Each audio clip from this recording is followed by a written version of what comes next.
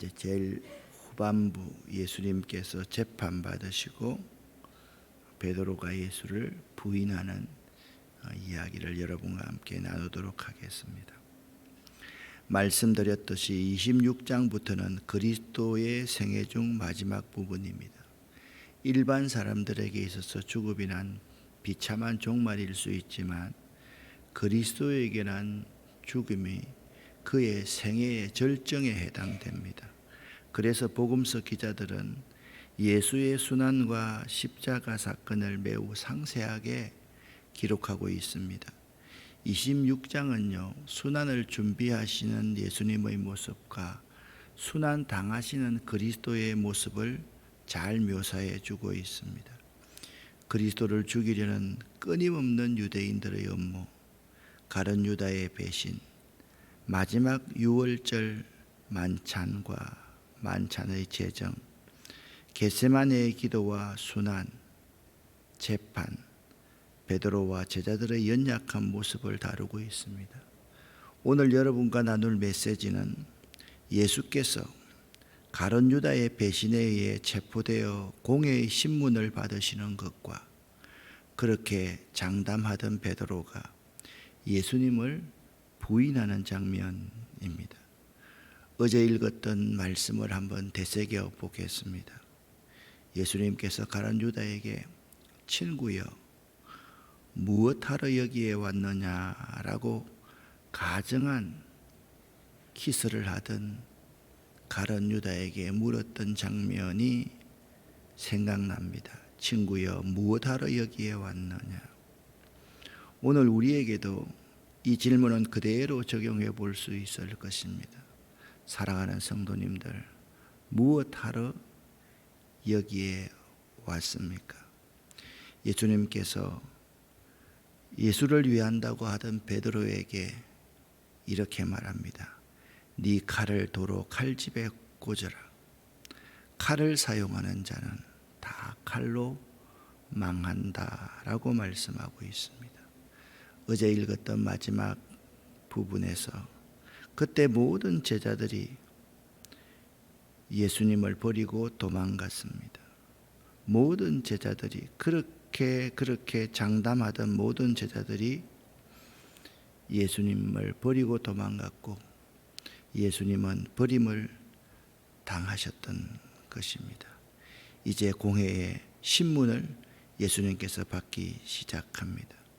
예수를 붙잡은 자들이 대제사장 가야바에게 예수를 끌고 가자 신문이 시작됩니다.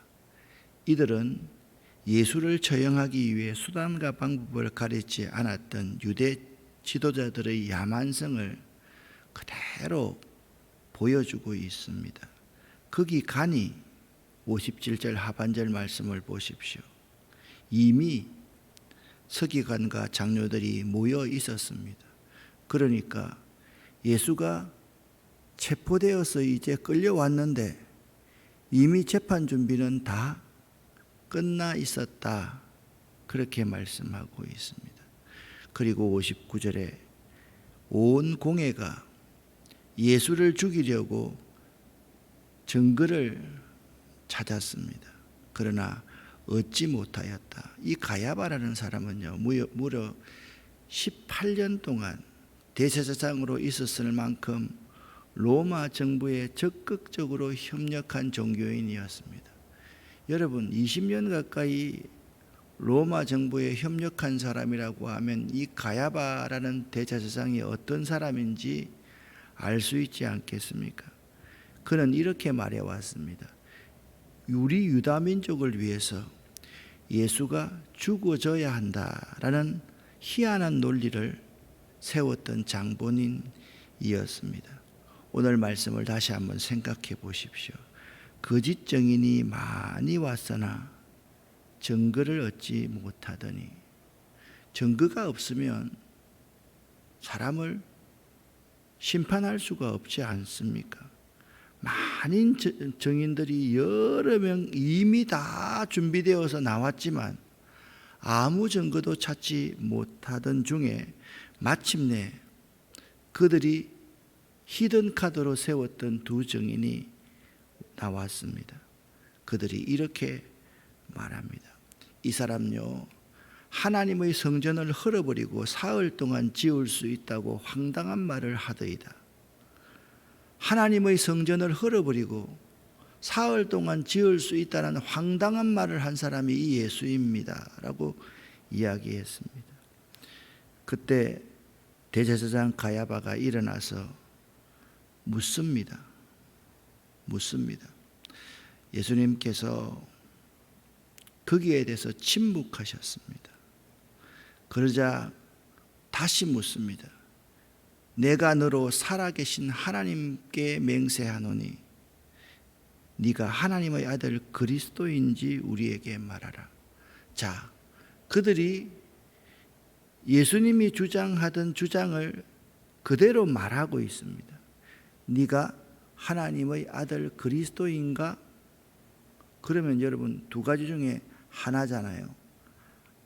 거짓말이든지 참말이든지. 그리고 이미 수없는 거짓 증인들이 나와서 증언을 했지만 책잡을 만한 증거를 찾지 못했다라고 말했습니다. 그러면 방면돼야 되는 거 맞지 않습니까? 예수님께서 말합니다. 네가 말하였느니라. 네가 하나님의 아들 그리스도냐? 네가 나를 하나님의 아들 그리스도라고 말하지 않았느냐? 라고 예수님께서 대바라 말씀하시면서 이런 말을 덧붙입니다. 그러나 내가 너희에게 이르노니 이후에 인자가 권능의 우편에 앉아 있는 것과 하늘 구름을 타고 오는 것을 너희가 보리라 라고 예수님께서 말씀을 하셨습니다. 그러자 대제사장이 자기 옷을 찢으며 말했습니다. 이 사람은 신성모독한 사람이다.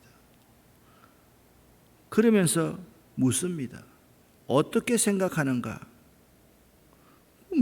거기 있는 모든 사람은 다 자기가 세운 사람들이기 때문에 죽어 마땅합니다.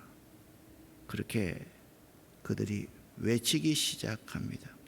그리고 사람들은요, 예수님의 얼굴에 침을 뱉고 주먹으로 치고 손바닥으로 때리며 누가 너를 때렸는지 한번 맞춰봐라 라고 모욕하기 시작합니다.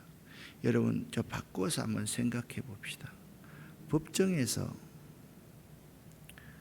이렇게 때릴 수가 있습니까? 법은 가장 공정하게 집행되어야 하는 곳인데, 아니 그것도 종교인들이 모여가지고 종교재판을 하면서 침을 뱉고 주먹으로 치고 손바닥으로 때리고 모욕하기 시작을 했습니다. 자, 이 가야바의 재판정에 유일하게 있는 한 사람이 있었습니다. 누굽니까? 베드로였습니다. 58절 말씀 함께 읽어보겠습니다. 베드로가 멀찍이 예수를 따라 대제사장의 집 뜰에까지 가서 그 결말을 보려고 안에 들어가 하인들과 함께 앉아 있더라. 자, 그 가야바 법정에 유일하게 예수의 제자 베드로가 멀찍이 예수를 따라 들어갔다라고 말씀하고 있습니다. 베드로는 어떤 사람입니까? 주는 그리스도시요 살아계신 하나님의 아들임을 고백한 예수의 수제자였습니다. 그는 이렇게 말합니다. 너희 중에 다 나를 버리고 나를 팔 것이다 라고 만찬시 말을 했을 때, 다른 사람들은 다 주를 버릴지라도, 여기 있는 다른 제자들은 다 주를 버릴지라도 나만은 결코 주를 버리지 않겠다라고 호언장담했던 사람이 베드로였습니다. 그러나 베드로는 주님이 잡혀가실 때 멀찍이 따라갔다, 멀찍이 따라갔다, 멀찍이 따라갔다라고 말씀하고 있습니다. 베드로는 주님을 결코 버리지 않겠다 했지만 주님을 가까이 따라갈 수가 없었던 것입니다. 그는 두려움을 숨기며 가까스로 따라가고 있었던 것입니다. 예수님의 안위가 궁금했고 걱정은 되었지만 한편으로는 자기의 안전을 충분히 확보하고 따르는 지극히 인간적인 모습임을 알 수가 있습니다. 우리 가운데도 이런 유형의 사람들이 많습니다. 아니, 이런 유형의 그리스도인들이 참 많습니다. 자신의 안전을, 자신의 이익을 확보하지 않고는 결코 주님을 따를 수 없는 사람들이 많다라는 것입니다. 어떻습니까, 여러분? 자신의 안전과 자신의 이익을 확보하고서야 주님을 따르는 사람들. 베드로는요, 멀찍이라도 주님을 따랐지만 아예 도망가 버리는 사람. 그리고 베드로는 이런 잘못을 했지만은 뒤에 통회하고 자복하고 뉘우치고 거꾸로 십자가에 매달려 죽었지만 그러한 통회하고 자복하는 행위도 없이 끝까지 생애의 끝까지 자신의 안전과 이익을 확보하지 않고는 주님을 따르지 않는 사람들이 오늘날 우리 그리스도인이 아닌가 생각해 보자라는 말씀입니다. 이제 베드로는 3번씩 주님께서 말씀하셨거든요. 3번 나를 부인하리라 라고 말씀했거든요. 첫 번째 부인입니다. 베드로가 대제사장 공감마당 바깥쪽에 앉아 있었습니다. 장소는 공감마당 바깥쪽이었습니다. 그때 어떤 여자 하인이 당신도 갈릴리 사람 예수와 함께 있었지요. 그러자 베드로는 첫 번째 대답합니다. 당신이 무슨 말을 하는지 모르겠어. 모든 사람들 앞에서 그렇지 않다고 말해버렸습니다. 여러분, 26장 30절부터 35절을 제가 읽어드리겠습니다. 그들은 최후의 만찬 후에 찬송을 부르고 감람산으로 올라갔습니다. 이 찬송은요, 교송입니다. 예수님께서 시편을 말씀하면 자기들이 아멘 할렐루야, 말씀하시면 아멘 할렐루야 라고 감람산으로 올라갔습니다. 그때 예수님께서 제자들에게 말씀하셨습니다. 오늘 밤 너희는 모두 나를 버릴 것이다. 성경에 그렇게 쓰여 있다.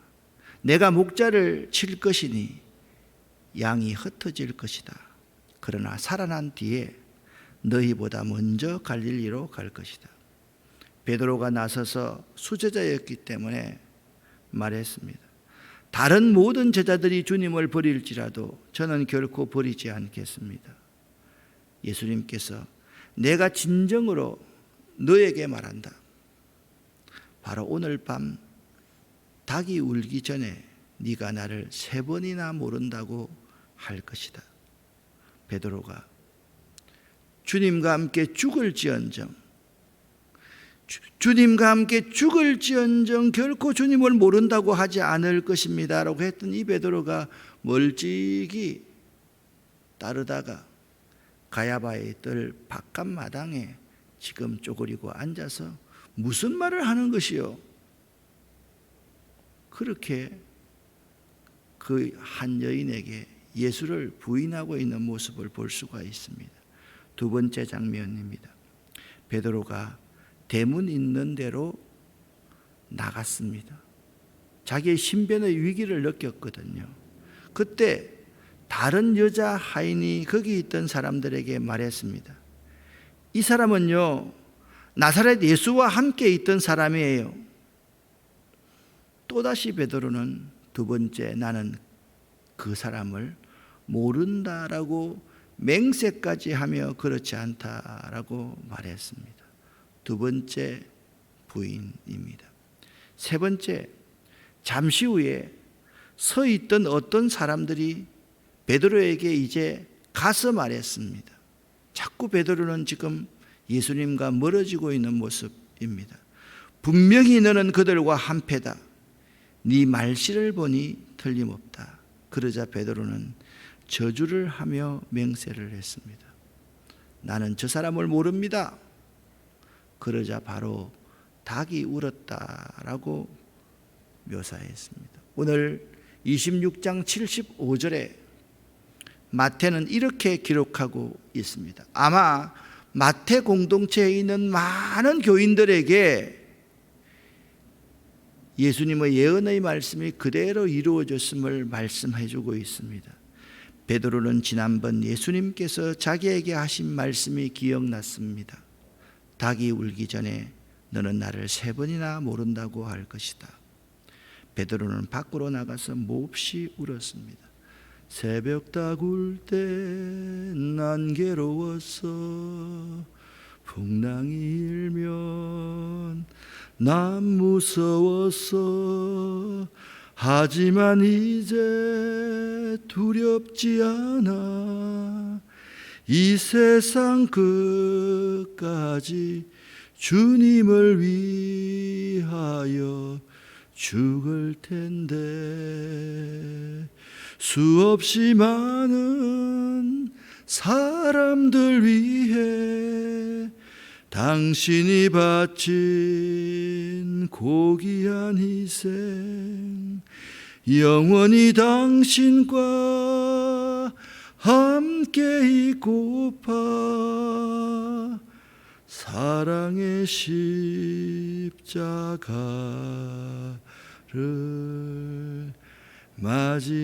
맞이하네. 같이 한번 불러볼까요?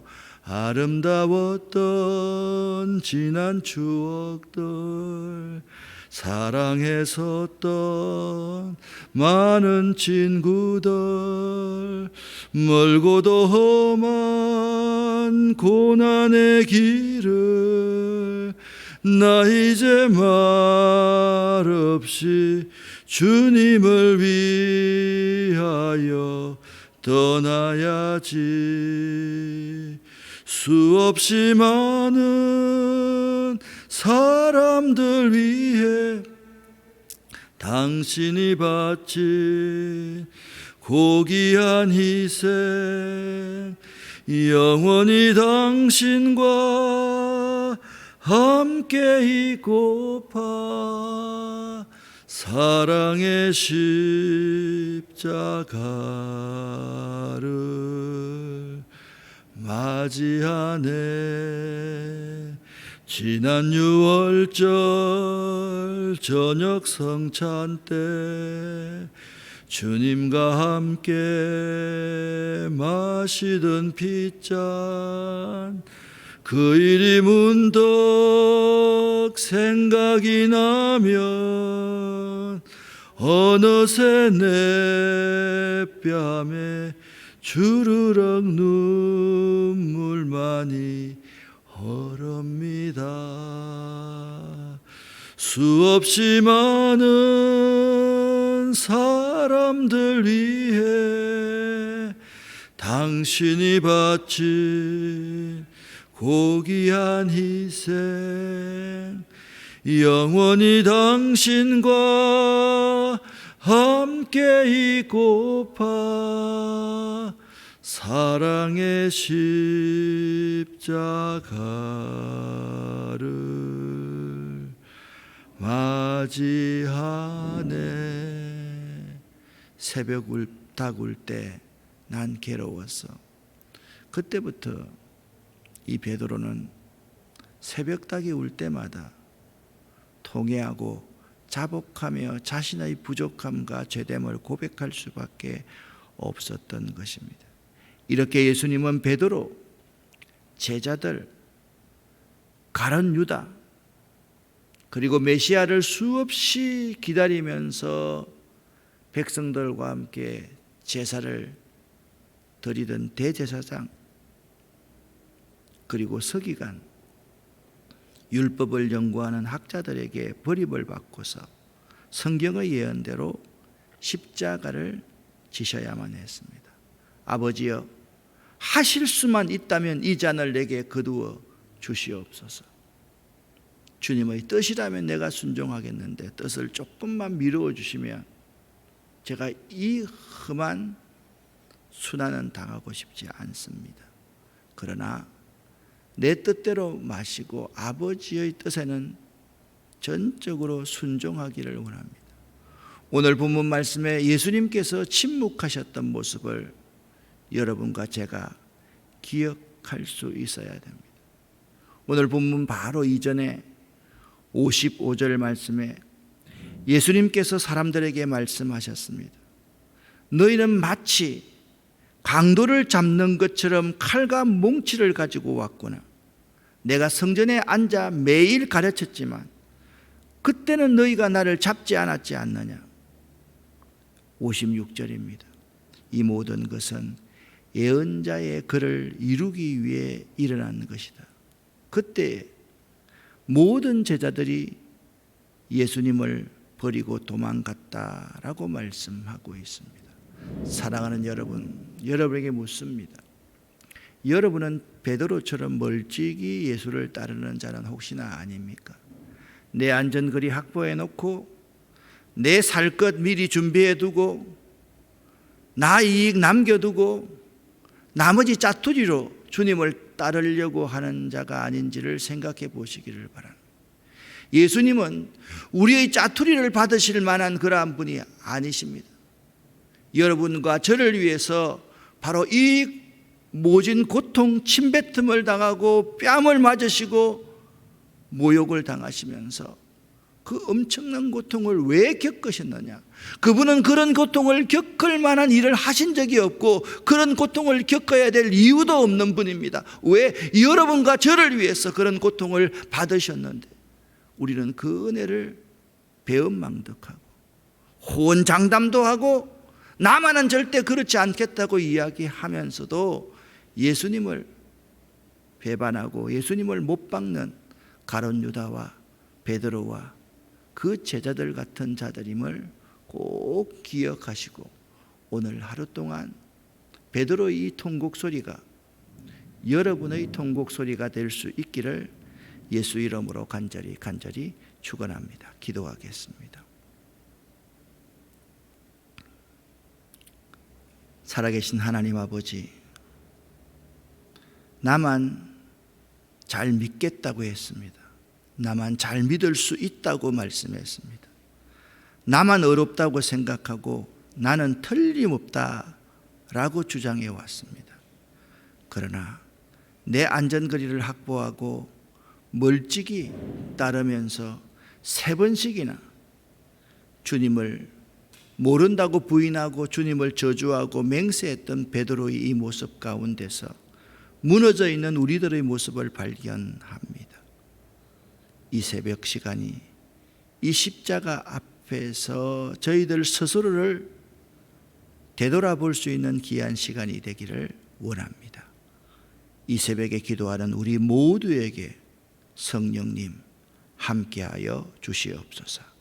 예수 그리스도 이름으로 축복하옵고 간절히 기도 올립니다. 아멘.